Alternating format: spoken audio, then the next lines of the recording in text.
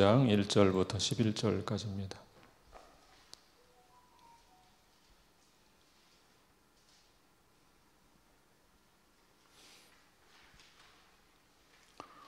누가복음 5장 1절부터 11절까지 저와 함께 한 절씩 교독하고 마지막 절은 같이 읽겠습니다. 누가복음 5장 1절부터 11절 제가 먼저 봉독합니다.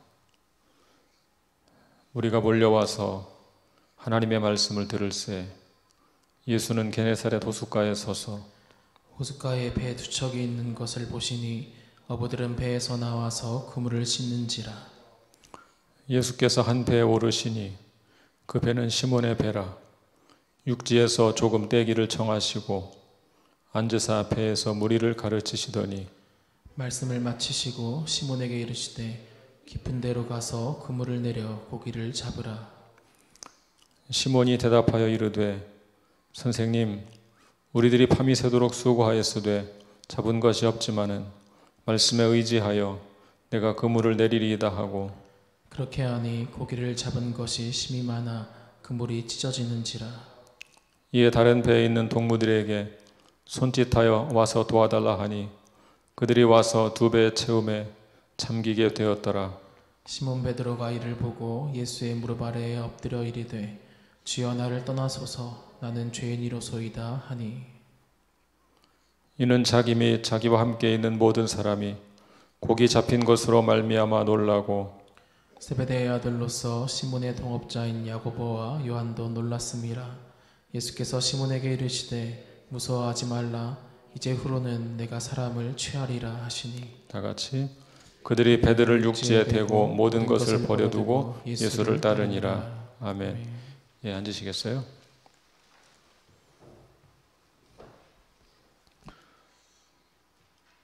예, 어느덧 2020년도 마지막 주일이 되었습니다.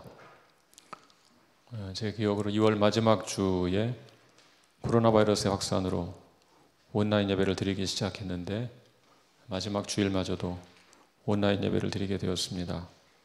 우리 성도님들을 얼굴과 얼굴로 맞대어 보지 못하는 것이 무엇보다 안타깝습니다.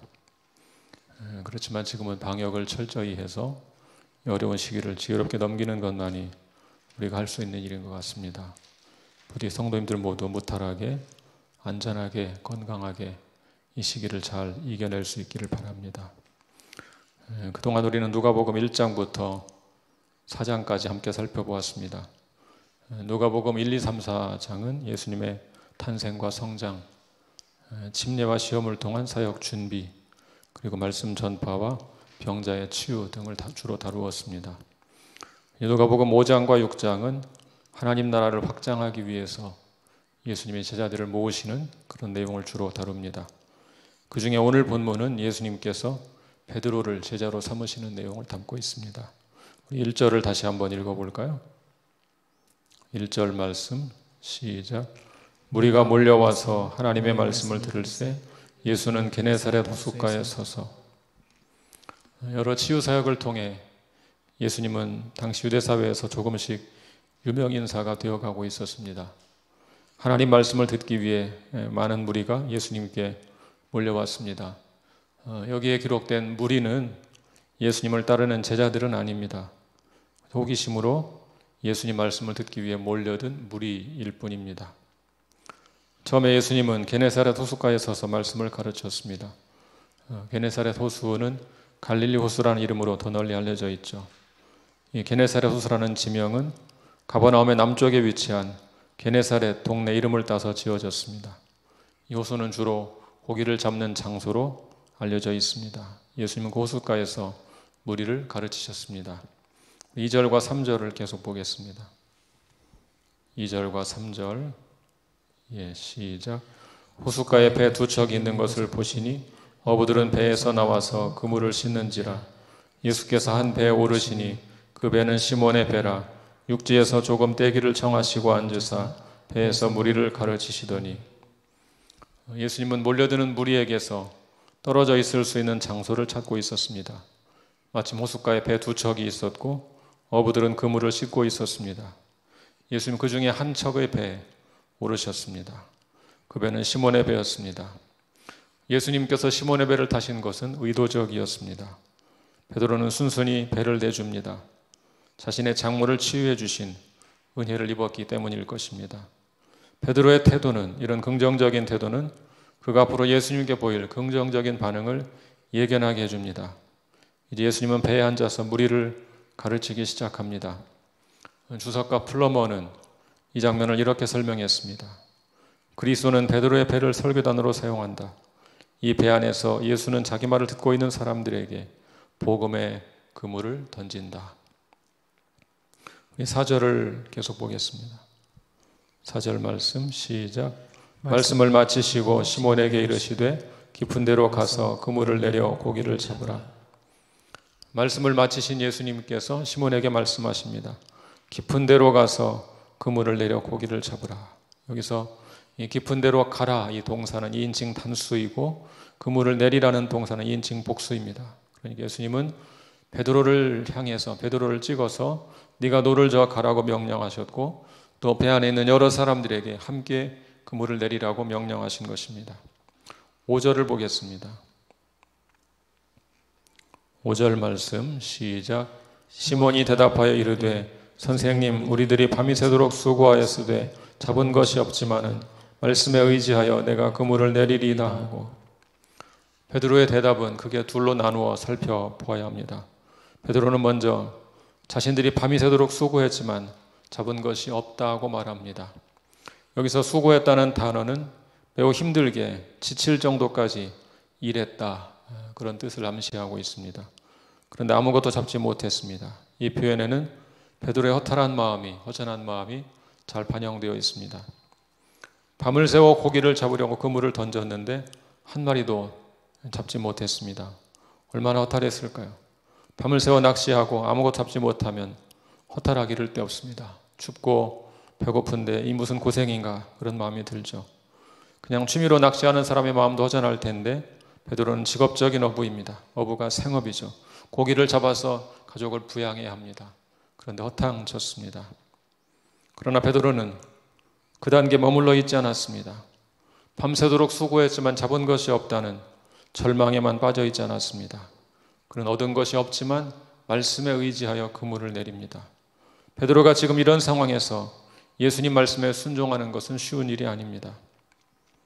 베드로는 고기잡이로 잔뼈가 굵은 사람입니다. 반면 예수님은 목수의 아들입니다. 목수의 아들이 베테랑 어부 앞에서 깊은 데로 가서 그물을 내리라 명령했습니다. 베드로 입장에서는 별로 내키지 않는 일이죠. 밤새도록 그물질을 했는데 한 마리도 잡지 못했습니다. 낮 시간이 되어서 고기를 잡는 것은 이미 포기하고 그물을 씻고 정리하는 중이었습니다. 어쩌면 예수님께서 자신의 배를 이용하는 것 자체도 못마땅했을지 모릅니다. 배를 정리하고 그물을 씻은 상태에서 그 배를 또 사용하는 것은 그다지 내키지 않은 일일 것입니다. 어쩌면 자신의 장모를 치료한 은인이 아니라면 거절했을지도 모릅니다. 그 은혜 때문에 배를 허락해 주었는데 이제는 고기잡이에 대해서 훈수를 합니다. 그것도 베드로가 볼 때는 말도 안 되는 이야기입니다. 가장 고기잡기에 좋은 시간에 허탕을 쳤는데 이제 와서 한낮에 깊은 데로 가서 그물을 던지라는 것입니다. 여러분, 예수를 믿고 살다 보면 주님의 명령이 때로 그다지 내키지 않을 때가 있습니다. 여러 가지 이유가 있을 수 있죠. 때로는 그 명령이 내 생각과 맞지 않을 수도 있습니다. 아무리 생각해도 합당하지 않게 보일 때가 있습니다. 그럴 때는 순종하기가 어렵습니다. 우리는 성경에서 그런 예들을 찾아볼 수 있죠. 아브라함에게 아들 이삭을 바치라는 명령이 좋은 예라고 볼 수 있습니다. 그 아들은 하나님이 주신 아들입니다. 약속의 자녀입니다. 그를 통해서 하늘의 별과 같이 많은 자녀를 주실 것이라고 약속해 주셨습니다. 그런데 하필 그 아들을 제물로 바치라고 하셨습니다. 하나님의 명령은 아브라함의 입장에서는 납득하기 어려운 것이었습니다. 그렇지만 아브라함이 하나님을 정말 깊이 경험한 것은 바로 그 순종을 통해서였습니다.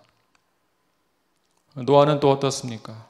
노아는 멀쩡한 마른 하늘 아래서 산꼭대기에 방주를 지으라는 명령을 받았습니다. 그는 그 명령에 순종했습니다. 그 명령에 순종했을 때 하나님을 깊이 경험했습니다. 40일 동안 밖에서 비가 내릴 때 방주 안에 있는 노아가 무슨 생각을 했겠습니까? 만일 노아가 그 명령에 순종하지 않았다면 그렇게 놀라우신 하나님의 은총을 경험할 수 있었겠습니까? 오늘 본문의 베드로도 마찬가지입니다. 그는 납득하기 어려운 명령을 들었습니다. 그런데 그는 말씀에 의지하여 그물을 내렸습니다. 그 결과 어떻게 되었습니까? 6절과 7절을 보겠습니다. 6절과 7절 시작. 그렇게 하니 고기를 잡은 것이 심이 많아 그물이 찢어지는지라. 이에 다른 배에 있는 동무들에게 손짓하여 와서 도와달라 하니 그들이 와서 2배 채움에 잠기게 되었더라. 얼마나 많은 고기가 잡혔는지 그물이 찢어지기 시작합니다. 이에 다른 배에 있는 동무들에게 손짓해서 도움을 청했습니다. 아마도 그 동무들은 베드로와 야고보와 요한일 것입니다. 그들이 와서 2배의 물고기를 담았는데 얼마나 물고기가 많은지 2배가 물에 잠기기 시작했습니다. 베드로는 2배가 잠길 정도로 많은 고기를 잡는 기적을 경험했습니다. 순종으로 기적을 체험하게 된 것입니다. 여러분, 왜 우리의 신앙이 성장하지 못하고 제자리를 맴돌고 있습니까? 사실 그 이유는 아주 단순합니다. 주님의 명령에 순종하지 않기 때문입니다. 어떤 분들은 순종이라는 말을 하면 아브라함, 이삭을 바친 것 같은 엄청난 순종만을 생각하고 지레 겁을 먹습니다. 그러나 사랑하는 여러분, 겁먹지 마십시오. 우리 주님께서는 그 사람의 신앙의 수준에 맞게 순종을 요구하십니다. 하나님이 아브라함에게 처음부터 갑자기 이삭을 바치라고 명령한 것이 아닙니다. 아브라함은 작은 순종을 통해 여러 차례 하나님을 경험했습니다. 하나님은 결코 언약을 저버리는 분이 아니라는 사실을 수차례 경험했습니다. 그런 경험을 통해 하나님을 철저히 신뢰할 수 있을 정도로 신앙이 성장했을 때 이삭을 요구하셨습니다. 아브라함은 하나님께서 약속의 아들 이삭을 살리실 것을 굳게 믿었기에 순종의 걸음을 걸을 수 있었습니다. 베드로의 경우를 생각해 보십시오. 예수님이 처음부터 무조건 나를 따라오라 요구한 것이 아닙니다. 다른 복음서에는 이 부분이 자세히 기록되어 있지 않습니다. 누가복음은 베드로가 주님께 순종하게 된 과정을 소상히 알려주고 있습니다. 베드로는 먼저 주께서 자신의 장모를 치료하는 것을 보았습니다. 그 사건을 통해서 주님이 보통뿐이 아니라는 사실을 알게 되었습니다. 그 다음에 깊은 데로 가서 그물을 내리라는 명령을 받았습니다. 자신의 생각에는 합당하지 않은 일이었지만 그는 말씀에 의지해서 그물을 내립니다. 그 사건을 통해서 베드로는 주님을 깊이 경험하게 됩니다. 그 후 주님께서 부르셨을 때 베드로는 모든 것을 버리고 예수님을 따르게 된 것입니다. 신앙의 성장은 순종으로 이루어집니다. 우리가 주님 명령에 순종할 때 주님을 더욱 깊이 경험할 수 있습니다. 우리가 주님께 순종할 때 주님의 역사를 체험하게 됩니다. 또한 그 체험을 통해서 우리는 주님을 더욱 깊이 만나게 되는 것입니다. 신앙이 성장한다는 것은 주님을 더욱 깊이 알아간다는 것입니다. 그런 성장은 오직 주님의 명령에 순종할 때만 가능합니다. 한마디로 신앙 성장은 순종의 여정입니다. 이 체험은 베드로를 크게 변화시켰습니다. 어떤 변화가 일어났습니까? 8절을 볼까요? 8절 시작. 시몬 베드로가 이를 보고 예수의 무릎 아래 엎드려 이르되 주여 나를 떠나소서 나는 죄인이로소이다 하니. 밤새 고기를 잡지 못했던 베드로가 예수님 말씀에 순종했을 때 단번에 2배가 잠길 정도로 많은 고기를 잡았습니다. 베드로는 즉각 이것이 예수께서 일으키신 이적임을 알아차렸습니다. 이렇게 많은 고기를 한 번에 잡는 것은 결코 우연일 수 없기 때문입니다. 베드로는 즉시 주님 앞에 엎드려서 고백합니다. 주여 나를 떠나소서 나는 죄인입니다. 베드로는 이 기적을 통해서 자신의 인생에서 아주 중요한 2가지 사실을 깨달았습니다. 그것은 바로 예수님의 정체와 자신의 정체입니다. 베드로는 예수님이 누구신지 알게 되었습니다. 예수님에 대한 호칭이 바뀐 것을 통해 알 수 있죠. 5절에서 베드로가 예수님을 선생님이라고 불렀습니다. 선생님. 8절에서 예수님을 주님이라고 부릅니다. 예수님이 누구신지 이제 그 정체를 알게 된 것입니다. 예수님의 정체를 알자 자신의 정체도 알게 되었습니다. 베드로는 자신을 죄인이라고 고백합니다. 당시 상황에서 자신을 죄인이라고 고백하는 것은 결코 쉬운 일이 아닙니다. 당시 죄인이라는 말은 통상적으로 세리나 창녀를 뜻하는 말이었습니다. 베드로는 그 어떤 경우에도 해당되지 않습니다. 그렇다면 왜 베드로는 자신을 죄인이라고 고백했을까요? 여러분, 사실 사람이 죄인이라고 느끼는 것은 상당 부분 상대적인 측면이 있죠. 나보다 죄가 많은 사람 앞에 가면 내가 의로운 사람처럼 느껴집니다. 나보다 의로운 사람 앞에 가면 내가 죄인인 것처럼 느껴집니다. 바리새인과 서기관들은 세리나 창녀에게 자신들을 비교했기 때문에 자신들이 의롭다고 생각했습니다. 그러나 베드로는 이 순간 하나님의 아들 앞에 섰습니다. 나중에 그 자신이 고백했었죠. 주는 그리스도시요 살아계신 하나님의 아들이십니다. 바로 그분 앞에 지금 벌거벗고 서 있는 것입니다. 그분 앞에 섰을 때 베드로는 자신이 근본적으로 죄인임을 고백할 수밖에 없었습니다. 사람들 앞에서는 상대적으로 의롭다고 주장할 수 있을지 모르지만 의로움 자체이신 그분 앞에 섰을 때, 그분을 직면했을 때 베드로는 자신이 죄인임을 고백하지 않을 수 없었습니다. 하나님을 깊이 만나면 내 죄를 더 깊이 깨닫게 됩니다. 전능하신 하나님, 그 절대자 앞에 서면 얼마나 내가 악하고 불순한 존재인가 몸을 떨게 됩니다. 혹시 여러분 가운데 나 정도면 괜찮은 사람이지 뭐 자꾸 죄인이라고 그래, 그런 마음이 드시는 분이 있다면 정말 죄송하지만 아직 주님을 깊이 체험하지 못한 것입니다. 전능하신 하나님을 만나면 인간은 그 앞에 엎드려 고백할 수밖에 없습니다. 주님, 저는 죄인입니다. 주변에 있던 사람들은 엄청난 양의 고기가 잡힌 것을 보고 크게 놀랍니다. 우리 9절과 10절을 보겠습니다. 9절과 10절 시작. 이는 자기 및 자기와 함께 있는 모든 사람이 고기 잡힌 것으로 말미암아 놀라고 세베대의 아들로서 시몬의 동업자인 야고보와 요한도 놀랐습니다. 예수께서 시몬에게 이르시되 무서워하지 말라, 이제 후로는 내가 사람을 취하리라 하시니. 엄청난 양의 물고기를 보고 함께 있는 모든 사람과 다른 배에 있던 야고보와 요한도 크게 놀랐습니다. 예수님은 자신의 죄인됨을 고백하는 베드로를 책망하지 않습니다. 베드로는 나를 떠나주십시오 말했지만 예수님 오히려 그를 불러 곁에 두십니다. 무서워하지 말라, 이제 후로는 내가 사람을 취하리라. 베드로는 하나님을 오해하고 있었습니다. 하나님은 죄인과 일하지 않는다고 생각했습니다. 그러나 그것은 잘못된 생각이었습니다. 오히려 자신의 죄와 무능함을 인정하는 것이 하나님의 일을 하기 위한 가장 중요한 준비였습니다. 이제 베드로는 예수님께로부터 초청을 받았습니다. 어떻게 반응합니까? 11절을 볼까요? 마지막 11절 시작. 그들이 배들을 육지에 대고 모든 것을 버려두고 예수를 따르니라. 작은 순종을 통해서 주님을 경험한 베드로가 이제 더 큰 순종으로 나아갑니다. 그는 자신이 가지고 있던 모든 것을 다 내어버리고 주님을 따릅니다. 베드로가 순종을 통해서 누린 축복을 생각해 보십시오. 그가 순종을 통해서 얻은 것은 단지 2배에 잠길 만한 물고기가 아니었습니다. 어떤 사람들은 말씀을 읽다가 계속 물고기에 관심을 둡니다. 그 많은 고기는 다 누가 가져갔을까? 베드로가 순종을 통해 누린 축복은 그런 것이 아니었습니다. 그는 순종을 통해서 예수님을 알았습니다. 그분이 단순한 선생이 아니라 주님이심을 알았습니다. 동시에 자신이 죄인인 것을 알았습니다. 거룩하신 주님 앞에 섰을 때 얼마나 내가 큰 죄인인가를 깨달았습니다. 또한 예수님께서 자신과 같은 죄인을 영접하시고 자신같이 무능한 자를 통해서 일하신다는 것을 깨달았습니다. 이 모든 일은 그가 주님의 명령에 순종하는 과정을 통해서 누리게 된 축복입니다.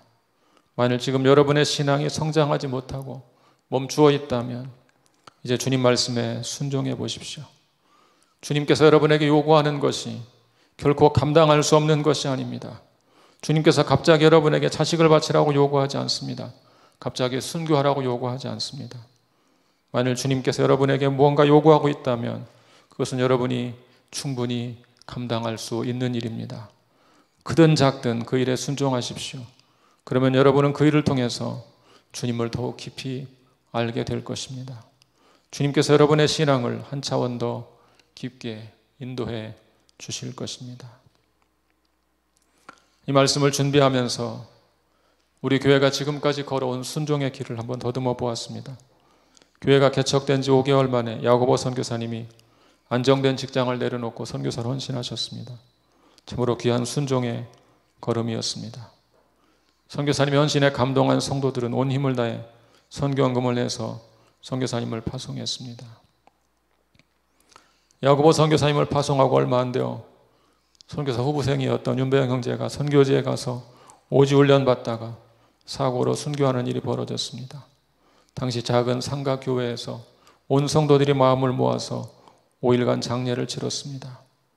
너무 큰 아픔을 당한 가족들을 또 부모님을 위로하기 위해 장례 비용은 전에 교회가 부담했습니다.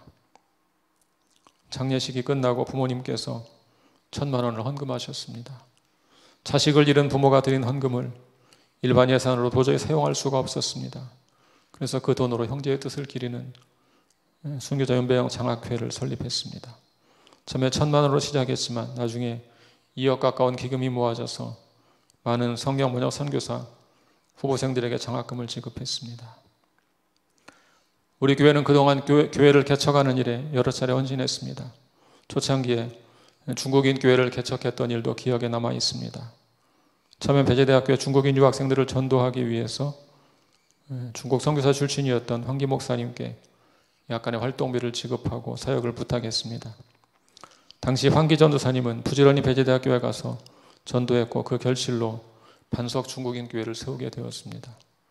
미리 준비된 예산은 없었지만 성도들의 헌신으로 교회가 세워졌습니다. 그 교회가 그동안 120명이 넘는 유학생들을 전도하고 양육해서 중국에 보냈습니다. 그 중에는 선교사도 있고 가정교회 지도자도 있습니다. 새누리 3교회를 개척할 때도 재정이 충분하지 못했습니다. 그렇지만 교회를 분리 개척하는 일이 주님의 부르심이라고 믿고 온 성도가 순종했습니다. 예배당 마련을 위해서 2억 5천만 원 일시불로 지원했고 3년간 목사님의 생활비를 지원했습니다. 이 일도 온 성도들이 함께 순종하지 않았다면 이룰 수 없는 일이었습니다. 세종 새누리교회를 개척할 때는 재정적으로 더 어려웠습니다. 3교회는 미리 계획된 개척이라서 약간의 기금을 준비했었지만 세종 새누리교회를 개척할 때는 전혀 기금이 없었습니다. 그렇지만 성도들이 십시일반으로 헌금해서 예배당을 마련하고 교회를 개척했습니다. 3교회에게 지원한 것처럼 세종 새누리교회에도 3년간 목회자의 생활비를 지원했습니다. 지금 돌아본 이런 사역들이 모두 우리도 어려운 중에 감당한 일들이었습니다. 재정적으로 여유가 있었던 적은 한 번도 없었습니다. 모두 다 함께 부르심에 순종하여 헌신하고 감당했습니다. 주님은 항상 우리의 작은 순종을 크게 사용하셨습니다. 지금 돌아보면 이 모든 열매들이 다 주님의 은혜였다. 그렇게 고백할 수밖에 없습니다. 우리의 작은 순종을 크게 사용하신 결정적인 일은 작년 예배당을 봉헌한 일이었습니다. 우리 교회처럼 아마도 우리 교회처럼 건축을 위한 기금을 모으지 않은 교회도 거의 없을 것입니다. 돈이 조금 모아지면 탈탈 털어서 교회를 개척하고 이웃을 섬기는 일에 사용했습니다. 당연 예배당을 건축할 돈은 전혀 없었습니다. 그런데 주님께서 우리에게 예배당을 건축할 마음을 주셨습니다. 많은 성도들의 찬성으로 예배당을 건축하기로 결정했습니다. 건축을 결정하는 과정에서는 다양한 의견이 있었지만 결정한 후에는 모두가 한 마음으로 헌신했습니다. 그 결과 이렇게 아름다운 예배당을 넓은 땅에 건축하게 되었습니다. 우리가 의도하고 계획한 것도 아닌데 결국 우리 교회는 여러 교회를 개척하면서도 예배당도 건축하게 되었습니다. 주님의 은혜다. 그렇게 고백할 수밖에 없는 일입니다. 주님께서 우리를 주님의 일로 부르셨을 때 우리 성도들은 마음을 모아서 응답하고 순종했습니다. 참 좋으신 주님은 우리의 작은 순종을 크게 사용하셨습니다. 그런 과정을 겪으면서 우리는 조금씩 주님의 크신 은혜를 경험하게 되었습니다. 주님의 은혜를 경험하면서 우리의 신앙도 조금씩 자라게 되었습니다. 여러분 가운데 지금 신앙이 성장하지 못하고 정체되어서 고민하고 있는 분이 있습니까? 왜 내 신앙은 더 깊은 단계로 들어가지 못하고 늘 제자리에 머물러 있는가 고민하는 분이 계십니까? 만약 그렇다면 혹시 내가 지금 주님께 순종하기를 거부하는 영역은 없는지 자신을 돌아보십시오. 그리고 지금 주님께서 명하시는 그 일에 순종하시기 바랍니다. 그것이 큰 일이든 작은 일이든 관계없습니다. 지금 그 일에 순종하십시오. 인간적으로 계산하지 말고 자기 속에 내 좋은 대로 내 방식대로 생각하지 말고 그것이 주님의 명령이라면 순종해 보십시오. 그 순종이 여러분을 더 깊은 단계의 신앙으로 이끌어 줄 것입니다. 그런 작은 순종의 경험들이 하나하나 쌓여가면서 여러분의 신앙이 더욱 자라갈 것입니다. 주님이 어떤 분인지 누구보다 잘 알게 될 것입니다. 그래서 언젠가 저와 여러분도 모든 것을 버려두고 예수를 따르는 놀라운 믿음의 사람으로 변화되기를 우리 주님의 이름으로 간절히 축원합니다. 함께 기도하겠습니다.